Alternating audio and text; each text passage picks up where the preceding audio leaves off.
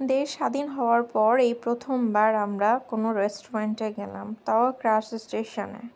Crush station নারায়ণগঞ্জবাসী সবাই চেনে, অনেকে এখানকার খাবারের উপরেও ক্রাশ খায়, কেউ কেউ আবার ছেলে মেয়ে সবার উপরে ক্রাশ খায়। যাক্কা বাদ দিই, মেন কথায় আসি। কেমন আছো তোমরা? তো দেখতেই পাচ্ছ, হুটহাট করে আসলে আমাদের কোনো কিছু প্ল্যান করে হয় না। আমার খুব বেশি মুড সুইং করছিল। তারপর আমার মহামান্য স্বামী আমাকে বলছে, চলো তাহলে কোথাও ঘুরতে নিয়ে যাই। তো তখন বাজে রাত 8টা, আগস্টের 13 তারিখ ছিল। তো যাই হোক, দেখতেই পাচ্ছ তোমরা, আমার সাফওয়ান বাবু এক্সাইটেড ছিল, ওইখানে ফোনটা ধরছিল। তো ওর প্রথমবার ক্রাশ স্টেশনে আসা, এর আগে তো আমরা বহুবার এখানে এসেছি।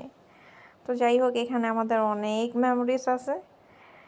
তো এর মধ্যে আমরা ফটোশ্যুট করছিলাম, ঢং করছিলাম, ওইদিকে কোকাকোলা চলে আসছে, এটা নিয়েও আমি একটু ঢং করছিলাম। আমি আবার ঢং করতে অনেক বেশি পছন্দ করি। তো নারায়ণগঞ্জে সেট মেনুটাই অনেক বেশি চলে, আপনারা নারায়ণগঞ্জবাসী ভালো করেই জানেন। আর ওইদিকে আমার মহামান্য স্বামীর খুব বেশি পছন্দ চিকেন ফ্রাই। তো খাওয়া দাওয়া শেষ করে আমরা এখন বের হয়ে যাব, লিফটের জন্য ওয়েট করছিলাম। তো চলে আসলাম, আমি আমার স্বামীকে ফলো করছিলাম পেছনে পেছনে। তো আমার স্বামী আবার হঠাৎ করে আমাকে নিয়ে গেল হচ্ছে সুগন্ধা প্লাসের চা খাওয়ার জন্য। উনি খুব ভালো করেই জানে সুগন্ধা প্লাসের চা আমার অনেক বেশি পছন্দ।